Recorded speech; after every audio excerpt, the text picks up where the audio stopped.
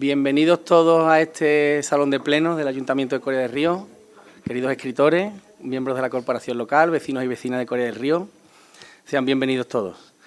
Hoy tenemos el placer de presentar este nuevo número de la revista Azotea, que más que una presentación, bueno, hoy quizás nos reúna la cultura, la memoria y sobre todo el orgullo de poder presentar una nueva edición de esta revista.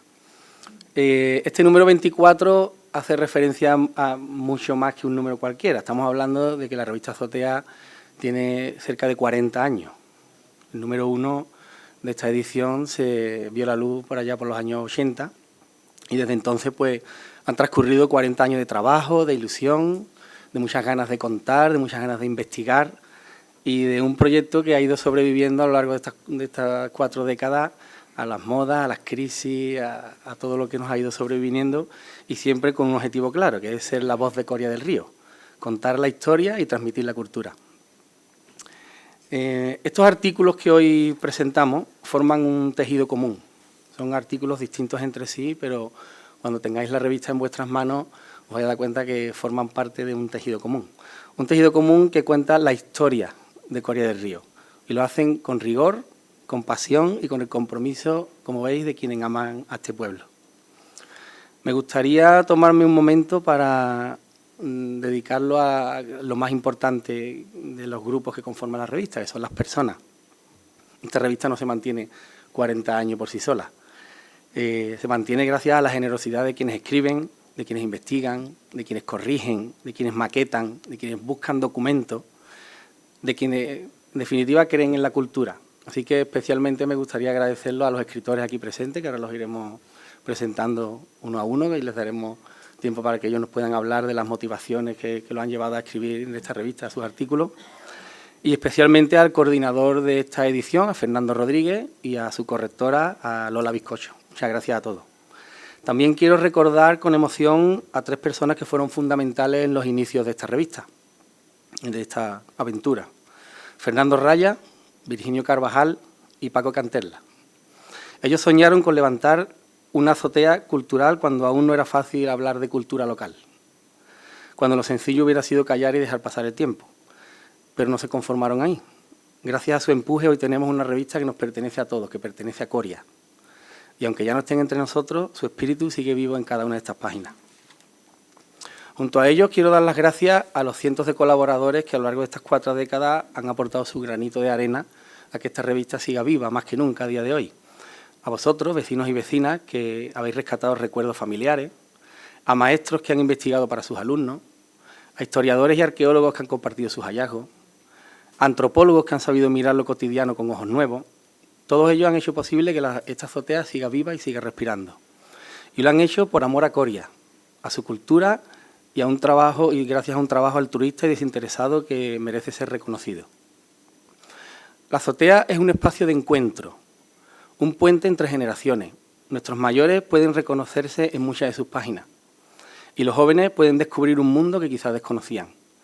En un tiempo donde todo parece ir demasiado rápido, tener un lugar donde detenerse, leer con calma, comprender de dónde venimos, eso es un verdadero tesoro y ese tesoro lo tenemos en Coria del Río con esta azotea. Por eso mi deseo es que en este número 24 no se quede en las estanterías, sino que se lea, que se preste, que se comente en las casas, en las tertulias, en los bares, que sea un motivo de conversación y de orgullo, porque la cultura cuando se comparte es cuando cobra verdaderamente sentido. En nombre de todos, dar las gracias al equipo editorial que ha hecho posible este trabajo, a los autores que han contribuido a sus artículos, a cada una de las personas que habéis participado en este proyecto este año y a lo largo de estos 40 años. Y sobre todo a vosotros, los vecinos y vecinas de Coria, porque sin lectores, sin público, sin comunidad, esta azotea no tendría sentido. Vosotros sois quienes dais realmente vida a estas páginas. Con todo esto nos sentimos muy orgullosos de decir que hoy presentamos oficialmente este número 24 de la revista Azotea, que siga siendo por muchos años esa azotea desde la que mirar nuestro pasado con respeto, nuestro presente con orgullo y nuestro futuro con esperanza. A continuación voy a ir nombrando a cada uno de los escritores que han escrito su artículo van a describir brevemente en qué ha consistido su artículo, van a hacer un resumen a las motivaciones que los han llevado a escribir en esta revista. Antonio Aranda, maestro de nuestro querido Colegio El Cerro de San Juan, es doctor e historiador. Pertenece a grupos de investigación de la Universidad Pablo de Olavide. Director de la revista de historia El Sabio Alfonso. Presidente de la Asociación de Patrimonio La Guardia. Y presidente de la Asociación de Memoria Viva de la Puebla del Río.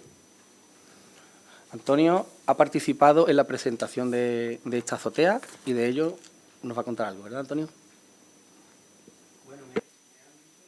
Sí, ¿no? No sé.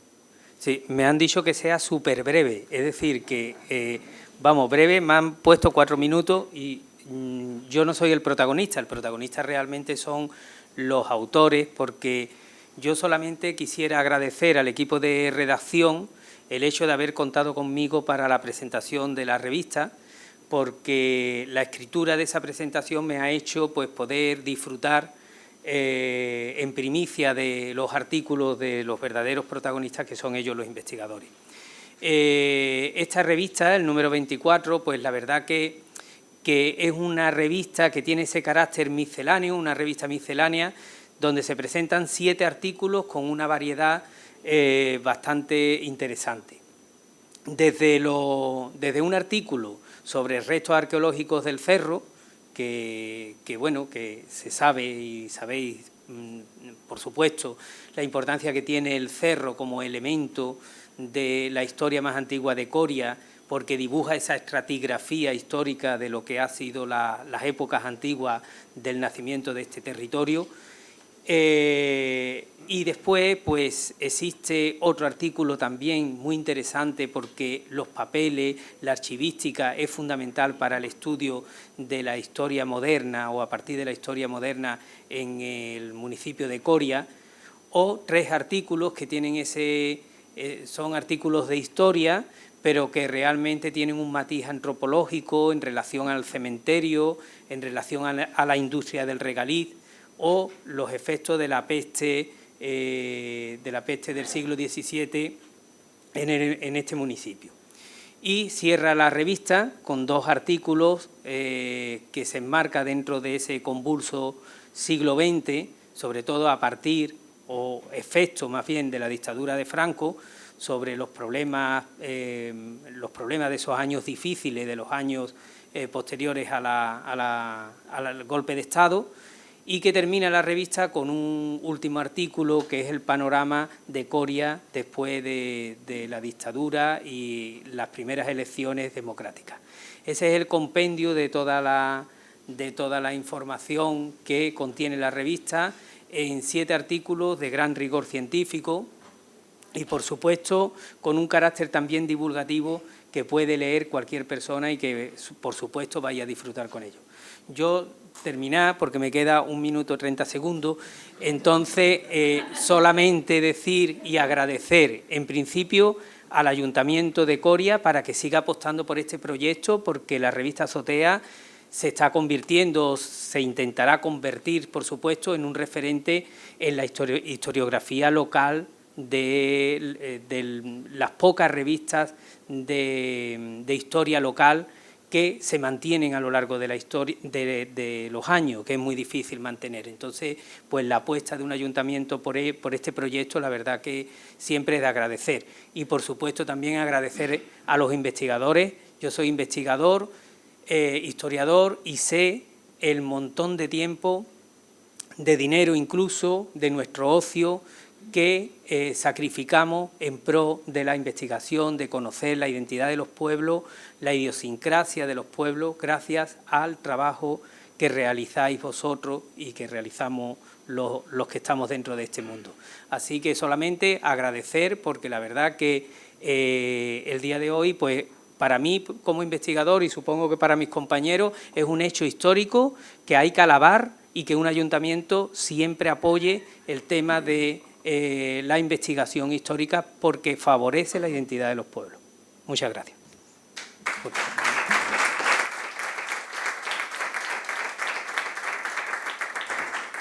Muchas gracias, Antonio, por tu presentación y por tu magnífica y breve exposición. Bueno, el artículo dedicado a la arqueología corre a cargo de Jacobo Vázquez Paz y de Jesús Rodríguez Mellado, que hoy no se pueden encontrar aquí por motivos de trabajo. Jacobo Vázquez Paz es arqueólogo y licenciado en Historia por la Universidad de Sevilla. Su trayectoria profesional ha estado siempre vinculada al estudio del pasado antiguo de nuestra región, con especial dedicación a la arqueología romana y protohistórica. Decano del Colegio Oficial de Doctores y Licenciados en Filosofía y Letras y Ciencias de Sevilla y Huelva, desde donde impulsa la defensa y dignificación de las profesiones vinculadas a la cultura y al patrimonio. Editor de diversas publicaciones científicas y divulgativas, entre las que destaca el volumen dedicado al Tesoro de Tomares. Por su parte, Jesús Rodríguez Mellado, arqueólogo y doctor en Historia, con una amplia trayectoria en el ámbito de la investigación y la gestión del patrimonio.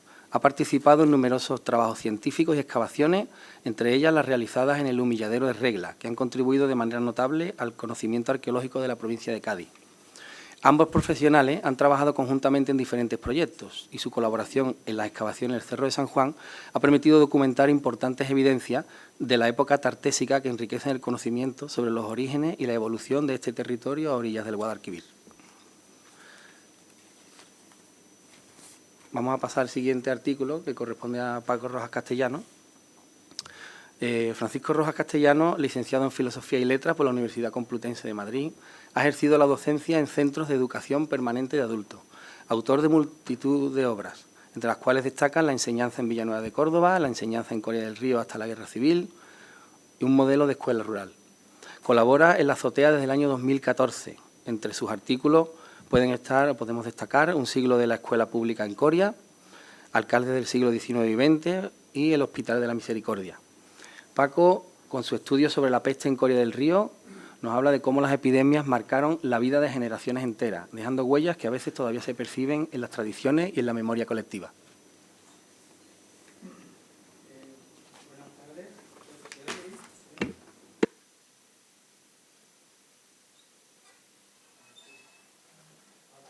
Hola. Buenas tardes. Mi colaboración en este número de la revista Azotea se titula La peste en Coria del Río, 1599-1601.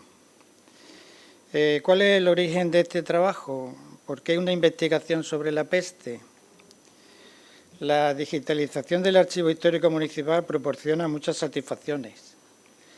La principal, la de poder garantizar la preservación de los documentos a lo largo del tiempo, especialmente las actas capitulares de gran valor para el conocimiento de la historia de Coria.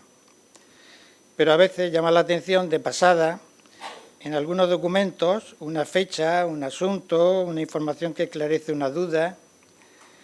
Esto me ocurrió a mí cuando digitalizaba las actas del siglo XVI y vi al margen de una de ellas, correspondiente al año 1600, la palabra peste, anotada por la mano del escribano. Entonces, peste era sinónimo de muerte.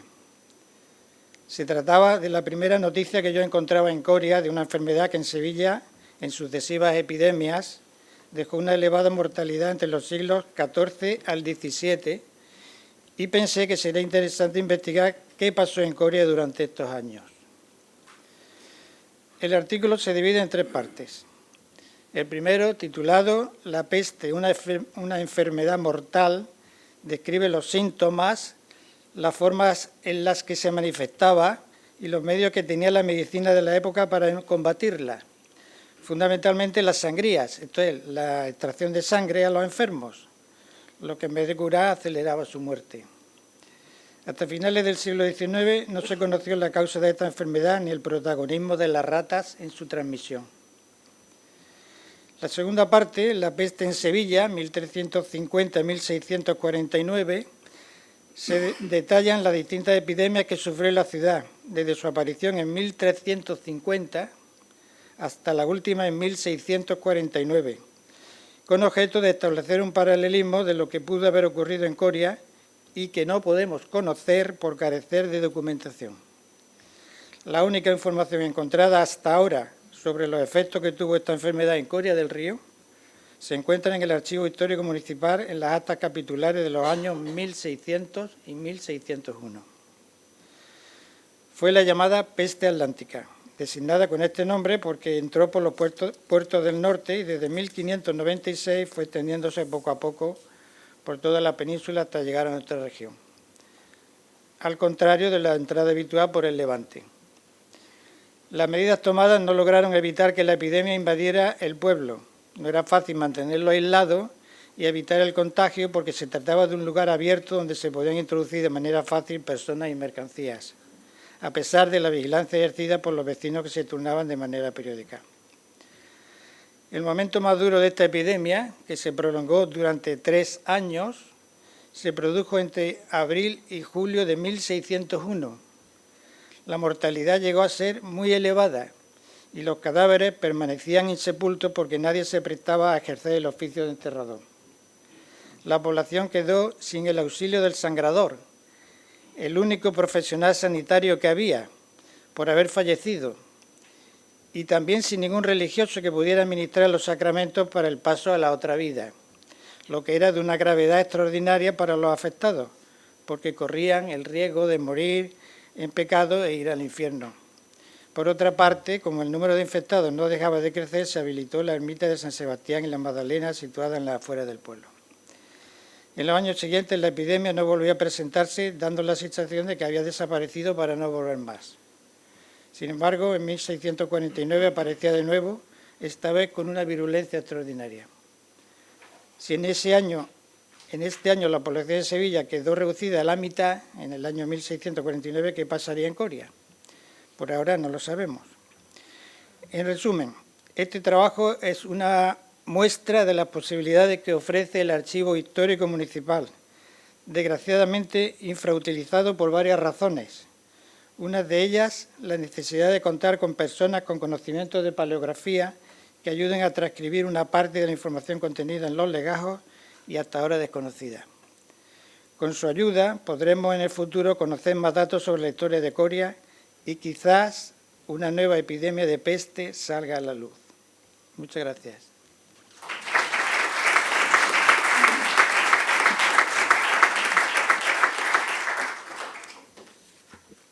Muchas gracias, Paco. El siguiente artículo sobre archivística, lo ha realizado Alba Monteagudo, que por causas de trabajo pues tampoco puede estar aquí hoy con nosotros.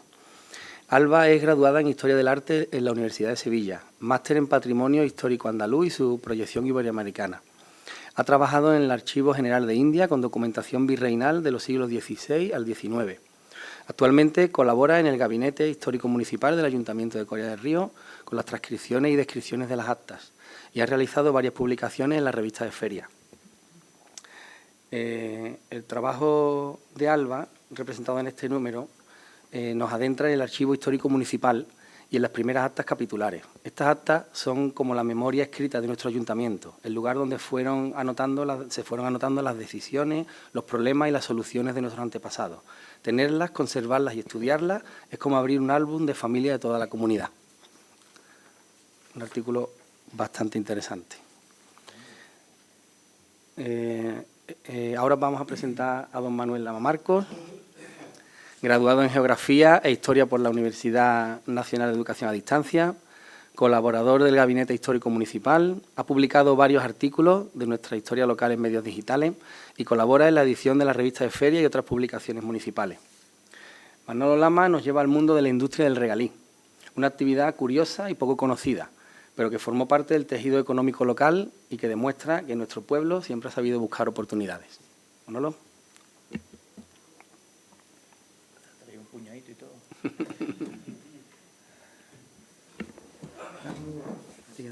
Sí. Ante todo, agradecer a la Delegación de Cultura por la edición de este nuevo número y a Fernando Rodríguez por su dirección y coordinación. Una revista que muy poco a poco va desentrañando la larga e intensa historia de nuestro pueblo. Mi modesta aportación a este número es un breve capítulo más de esa trayectoria histórica. Mi colaboración, la industria del regalí en Coria del Río, 1839-1970, es el resultado de una labor archivística y documental exhaustiva. En 1841 desembarca en Coria, capital inglés, su promotor, John Cunningham, banquero, industrial, naviero, inversor, cónsul, iniciará una actividad industrial que durante la segunda mitad del siglo XIX y gran parte del siglo XX dio empleo a un gran número de jornaleros, dando, por tanto, sustento a cientos de familias coreanas. Los que ya tenemos algunos años recordamos en un rincón de nuestra memoria aquellos trozos de raíces que masticábamos y que conocíamos por Orozuz, como el que les muestro, proporcionado por mi vecino y amigo Eduardo Gutiérrez.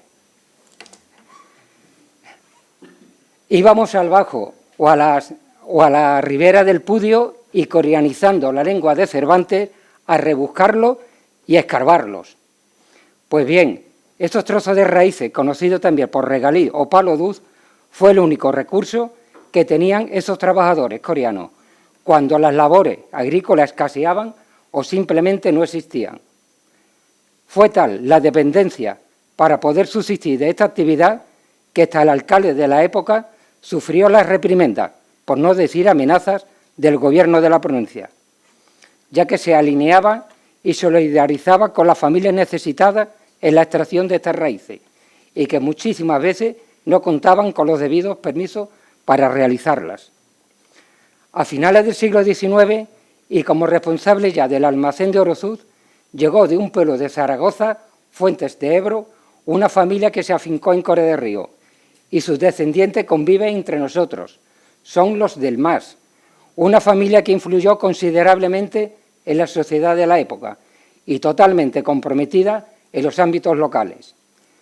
No quiero desentrañar más toda y cada una de las muchas vicisitudes por las que atravesó la población, dedicada a la extracción de estas raíces, penurias, huelgas, explotación laboral, ocupación de fincas, a lo que hay que contar con los dueños de las fincas, que se veían habitualmente usurpadas y sus terrenos inservibles para la siembra. Conocer nuestra historia es conocernos a nosotros mismos y, sobre todo, si la difundimos, no solo hacemos participar a la sociedad de este conocimiento, sino que la hacemos más sabia y más conocedora del medio de donde proceden, por tanto, más crítica y constructiva.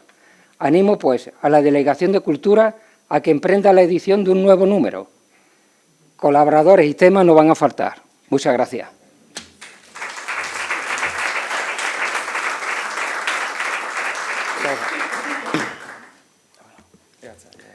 Muchas gracias, Manolo. Muchas gracias. Nuestro siguiente escritor, Adrián Solano, es jurista, se encuentra terminando un máster en abogacía y la especialización de Derecho Administrativo. Actualmente trabaja en un prestigioso despacho de abogados y en los últimos años ha escrito en la revista de ferias sobre diferentes temas históricos. Adrián nos invita a recorrer el antiguo cementerio de la Magdalena, un lugar cargado de silencio, de respeto y de memoria. Conocerlo es también conocer una parte importante de nuestra identidad. Adrián. Buenas tardes a todos. En primer lugar, muchas gracias al Ayuntamiento por la oportunidad de poder ver una nueva edición de la revista Azotea y muy feliz de que haya sido posible, aunque más bien es una publicación que surge cuando no se puede evitar que así sea, porque la historia, a mi modo de ver, no es algo estanco, algo que está, es algo que surge a borbotones, hasta el punto de que se convierte en un manantial que ya no se puede frenar.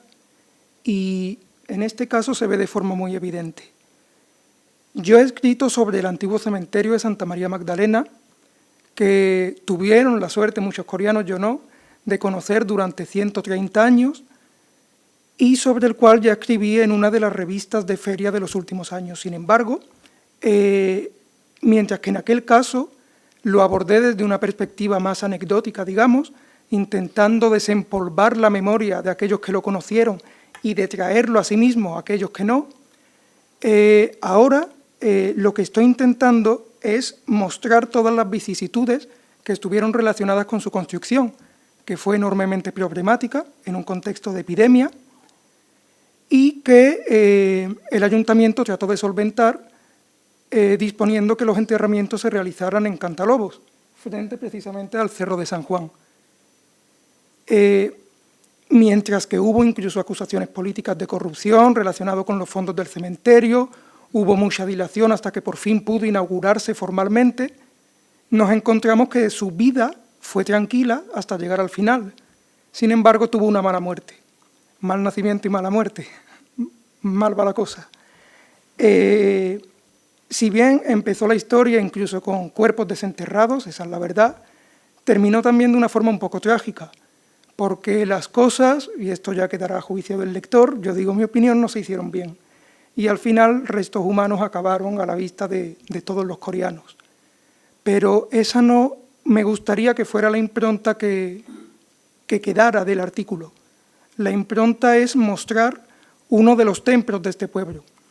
Un pueblo estaba estructurado en torno a una iglesia y a un cementerio. Todo lo demás se edificaba y se demolía, pero eso era lo que quedaba. Y por el cementerio de Santa María Magdalena pasaron todos los coreanos durante generaciones, ya fuera por necesidad o por gusto, si es que por gusto se puede pasar por un cementerio. Pero lo más importante es que llevaba grabada el alma de Coria. Y eso es precisamente ese recuerdo el que se puede proyectar y el que puede precisamente unirnos más para que este escudo que está aquí grabado sea algo que nos incite a ser mejores personas, mejores con el prójimo y tratar de construir un mundo más justo. Muchas gracias.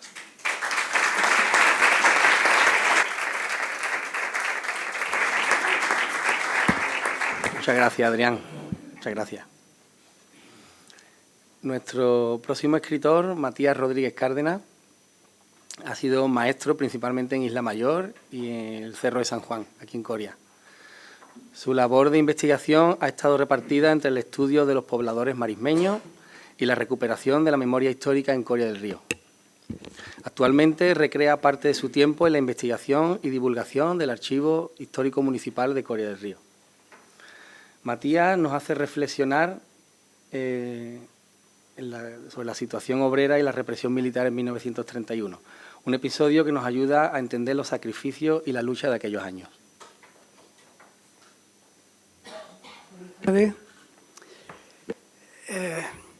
Investigar sobre la República empezó siendo una labor imposible, porque era un tema tabú. Nadie sabía nada, nadie recordaba nada. Cuando preguntaba a personas de 80, 90 años que lo habían vivido, te miraban como si abriera las puertas del infierno. Y era normal porque habían convivido más de 40 años con la muerte y eso nunca se olvida. En ese tiempo, los vencedores de la guerra cambiaron toda la historia a su favor, no solo la de la República, borraron su trayectoria y sus protagonistas. La República había sido el caos, una desorganización total, no se respetaba nada, era la anti-España. Con la democracia, después de haber recuperado la voz y la palabra, llegó el olvido para poder convivir en paz, por la amenaza militar, para no reabrir viejas heridas y otras justificaciones. Y se ordenó durante la transición silenciar los archivos, secuestrarlos, destruirlos. Algunos documentos comprometedores sobrevivieron milagrosamente por el desorden que había en los archivos municipales. Coria tenía en 1930 una población de 10.000 habitantes con más de 3.000 trabajadores y cerca de 2.000 eran campesinos, la mayoría jornaleros. Los jornaleros del campo trabajaban de sol a sol por un jornal miserable, sobrevivían en duras condiciones de hambre, miseria y enfermedades. El salario diario de un jornalero coreano equivalía a unos 4 o 5 kilos de garbanzo o de arroz. El kilo de carne superaba el sueldo. Era una sociedad campesina y ganadera controlada por una burguesía agraria que era un grupo privilegiado de poderosos propietarios de tierra y de ganado, dueños de la mayor parte del término municipal. En aquella época había dos clases de paro laboral, uno provocado por las repetidas inundaciones del Guadalquivir o por la falta de lluvia, pero el más importante se repetía cada año al final de cada cosecha. Unos 5 meses al año de inactividad. Cuando coincidían las condiciones climáticas adversas con el final de la cosecha, se producía la gran calamidad. El paro alcanzaba a más de 1.500 obreros. Las peticiones de auxilio y las protestas de los trabajadores eran consideradas por las autoridades como disturbios de orden público y eran duramente reprimidas. Se limitaban a repartir limosnas de pan, a emplear a algunos jornaleros en el arreglo de calles o a la extracción de regalí, como ha dicho muy bien Manolo. O repartían a los trabajadores entre los hacendados, como se hacía con los siervos en la Edad Media. La semana del martes 21 de julio de 1931, recién estrenada la República, se produjo en Sevilla capital una huelga general que pasó a la historia como la Semana Sangrienta, con graves enfrentamientos con las fuerzas del orden y numerosas muertes. El gobernador civil ordenó clausurar todas las sedes sindicales de los anarquistas. En Coria del Río, los trabajadores organizaron una concentración para pedir al comandante de puesto de la Guardia Civil la apertura de su sede sindical, ya que no habían secundado la huelga. El cuartel estaba entonces donde actualmente se encuentra la biblioteca. Ante su negativa, se dirigieron hacia la central telefónica, que era un cuartillo en la esquina Francisco García con Cervantes, para comunicar con el gobernador, pero antes de llegar fueron dispersados a tiro limpio por la Guardia Civil. El resultado final fue de 2 muertos, 4 heridos y el encarcelamiento sin causa de numerosos jornaleros, entre ellos la cúpula del anarquismo coreano. El carpintero de Rivera, José Osuna Palma, fue acusado de liderar la manifestación y condenado por ello a 1 año de cárcel. Toda la prensa nacional publicó la falsa noticia de unos encarnizados enfrentamientos entre manifestantes coreanos y las fuerzas del orden, con tiroteos por ambos bandos y un pretendido conato de incendio de la Telefónica y del cuartel de la Guardia Civil. Durante cerca de 90 años se mantuvo esta versión de lo ocurrido, ya que nunca fue puesta en duda ni desmentida por la prensa, y muchos historiadores la han utilizado y la siguen utilizando al pie de la letra para acrecentar una imagen negativa del movimiento obrero y de la República en general. Actualmente disponemos de 2 fuentes de información que nos permiten descubrir con mayor fiabilidad este suceso. La primera es la documentación del archivo de la Segunda Región Militar de Sevilla, donde se encuentran todos los juicios aplicados a los detenidos, ya que la autoridad militar, en este caso la propia Guardia Civil, fue la encargada de juzgar unos hechos en lo que era juez y parte. La segunda fuente de información nos la proporciona un expediente del Congreso de los Diputados, instruido por una comisión investigadora constituida en aquella época por todos los partidos políticos, que entrevistó a numerosos obreros afectados para dictaminar sobre los graves sucesos ocurridos en Sevilla y provincia durante la conocida como Semana Sangrienta de 1931. Muchas gracias.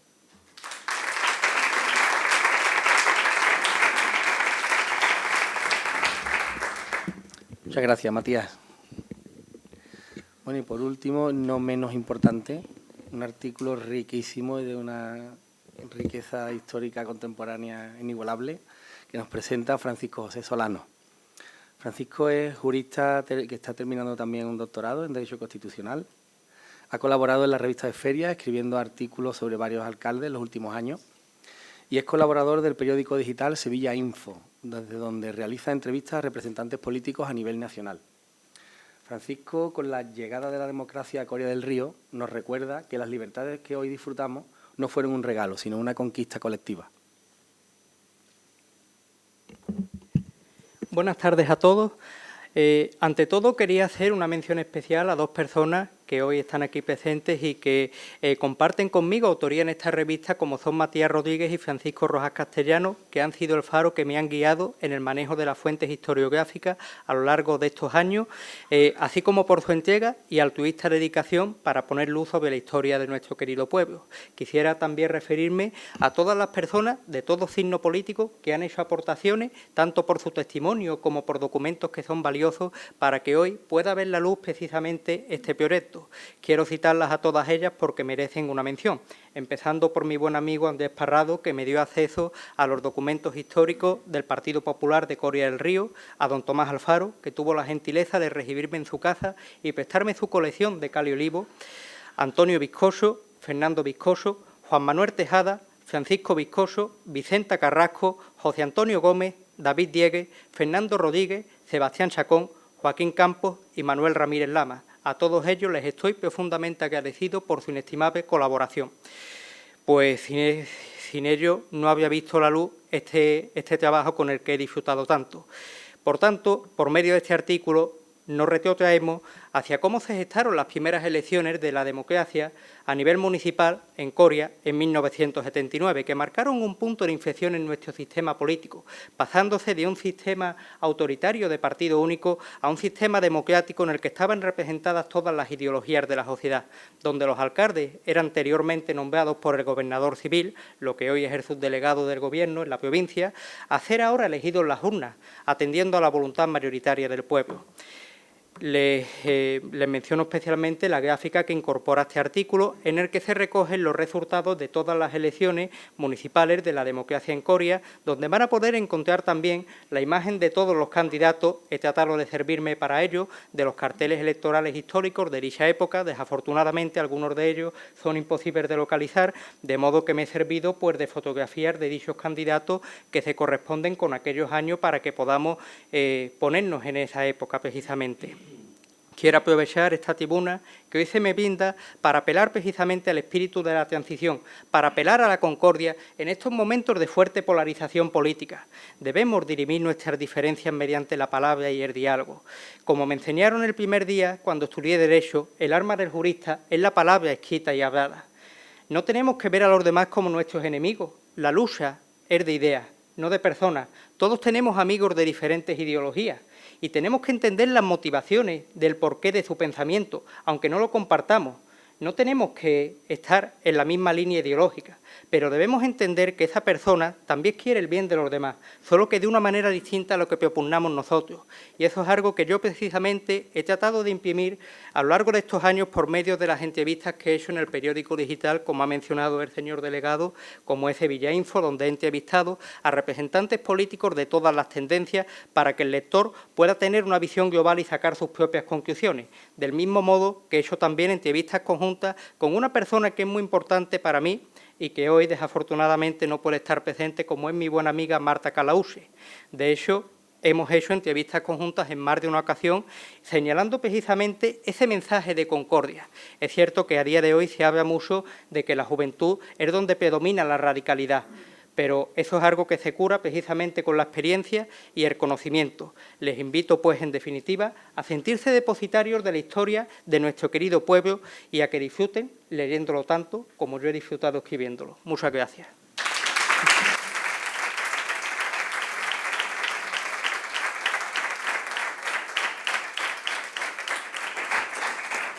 Muchas gracias, Francisco. Muchas gracias a todos por enriquecernos con vuestros artículos, con vuestra investigación, con vuestra forma de contar nuestra historia y por llevarnos a esos años que quedan ahí y muchas veces necesitamos que nos llevéis de la mano a conocer parte de nuestra identidad. Le paso la palabra al alcalde, a Modesto. Bueno, pues muchas gracias, Victoriano, para cerrar este acto. Bueno, pues la verdad es que lo primero que quiero hacer es darle las gracias. Ya se ha hecho aquí, pero no por ello está de más el que el alcalde pues le dé las gracias a todas las personas que día a día colaboran, no solamente por hacer una de 24 revistas azotea, sino de sacar a la luz pues toda nuestra historia, todo lo que tenemos ahí siempre parece que como en un cajón, y que hasta que no lo abrimos y lo descubrimos no nos damos cuenta toda la riqueza que encierra, ¿no? En un mundo en el que ahora todo es inmediatez, todo es el siguiente minuto, y cuando pasa ese minuto ese ya no existe, vamos al próximo, donde las noticias falsas, los bulos, el estar pendiente permanentemente de que no nos engañen, de que no nos hagan phishing por internet, nos capturen los datos, pues la revista Azotea y todas estas personas que colaboran en sacar a la luz nuestra historia y nuestra identidad, pues marcan precisamente el sentido contrario y ponen luz a, bueno, pues a una sociedad que en los últimos años, en el ámbito de la comunicación, pues está realmente, vamos a llamarle eufemísticamente, un poco rara, ¿vale? Pero por eso nosotros, con esta revista, con la importancia que le estamos dando también a la revista de feria y otros documentos que desde la Delegación de Cultura o desde otras delegaciones se sacan a la luz, y por supuesto pues haciendo lo posible porque el archivo municipal pues cobre cada vez más fuerza. La digitalización del mismo creo que ha sido un paso muy importante para su posible estudio, no ya solamente por las personas que puedan acudir al gabinete histórico, sino a través de Internet pues pueda consultarse toda esa documentación. Creo que vamos precisamente en el sentido contrario y en la posibilidad de que todo el mundo tenga acceso a la información, porque se dice habitualmente que la información es poder, pero es que la información es verdad, y nos saca de la ignorancia y hace a los pueblos cultos y los hace críticos y los hace mucho más capaces de lo que nos pueda aportar pues un simple mensaje o post en una red social. Así que yo animo a todo el mundo a leer esta revista Azotea, porque cualquiera de los artículos que leáis os va a arrojar muchísima luz sobre pues una parte de nuestra historia. Hay artículos que hablan de periodos más largos, evidentemente con menos detalle, porque si se habla de varios siglos, pues en un artículo no hay capacidad para hablar en detalle. Después hay otros que son de un periodo más reducido de tiempo, por ejemplo el de Francisco cuando habla del periodo democrático, pues es un espacio más reducido de tiempo. Pero en todos ellos podemos encontrar cosas que estoy absolutamente convencido de que no conocéis. De que no conocéis, por mucha edad que tengáis, hay muchas cosas en esta revista que desconocemos y que os va a arrojar luz sobre nuestra historia y, como decía antes, nuestra identidad, y eso nos va a permitir seguir creciendo desde la verdad, desde la información y desde, en definitiva, desde la cultura. Hay dos artículos de dos autores que no están aquí hoy con nosotros que me gustaría destacar, los otros ya lo han destacado los autores, que son el de Jacobo y Jesús, el que hace referencia a, no ya al último, a la última cata o excavación arqueológica, porque de esa última pues tendremos una presentación en breve, que es la que se ha hecho en lo que conocemos como el huerto del Colegio del Cerro, sino de la anterior que se hizo atendiendo pues a la necesidad de hacer esas catas arqueológicas para una obra que se hacía para conectar el Instituto Caura con el cerro, para permitir una salida de emergencia al Instituto Caura hacia abajo. Esa obra pues permitió sacar a la luz pues unos sillares y unos restos arqueológicos que son sobre los que versa este artículo. no os los perdáis porque habla de la Edad del Hierro, que, bueno, y habla de un trocito más de lo que es el origen de nuestro pueblo, que está todo encerrado en el Cerro de San Juan. Y después destacar también el artículo de Alba. Alba es una chica que ha colaborado en los últimos años con el Gabinete Histórico y sobre todo desde el punto de vista de la paleografía. La paleografía pues es algo que se ha comentado también aquí antes, ¿no? ¿Quién es capaz de leer un acta capitular del siglo XVI?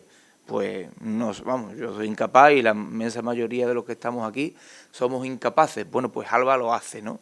Y en este artículo vais a tener la traducción de varias de esas actas capitulares, de las primeras que se conservan en el archivo municipal. Pues imaginaos el contenido de esas actas, cuál es, ¿no?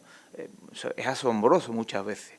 Así que yo os animo que también lo leáis y por supuesto, pues darle las gracias a Alba, que es una chica muy joven, bueno, pues de la edad de estos dos muchachos que están aquí, que son jovencísimos y que, bueno, nos auguran pues muchos artículos para la revista Azotea y muy interesantes.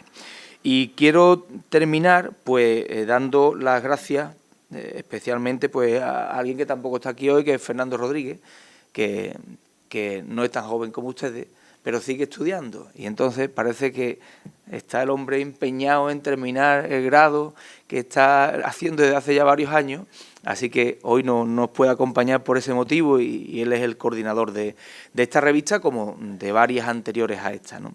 Espero además que Fernando siga colaborando con nosotros con la misma intensidad. Y por último, bueno, pues acordarme también pues de Paco Canterla, ¿no? Que fue el concejal el político municipal que impulsó el primer número de la revista Azotea y que nos ha dejado hace pocos meses. Ya os anuncio que la próxima revista, el número 25, estará dedicado a él. Qué menos que hacer ese pequeño homenaje a Paco, que hizo tanto por poner esta revista en marcha y que sin ese impulso pues hoy no estaríamos aquí. Así que hay que recordarlo y agradecerle siempre su voluntad de poner la cultura en el nivel, en el estatus que merecía en unos tiempos donde pues la cultura era, bueno, pues como en la universidad, una María, ¿no? Una asignatura que pasaba de largo y sin mayor importancia. Él le dio esa importancia que requería y a partir de ahí pues tenemos esta revista Azotea que ya ha cumplido 24 ediciones. Y nada más. Que, Manolo, vamos a por la 25, ¿no? Venga, vamos a por ella y la dedicaremos a Paco Canterla. Muchas gracias a todos por estar aquí esta noche.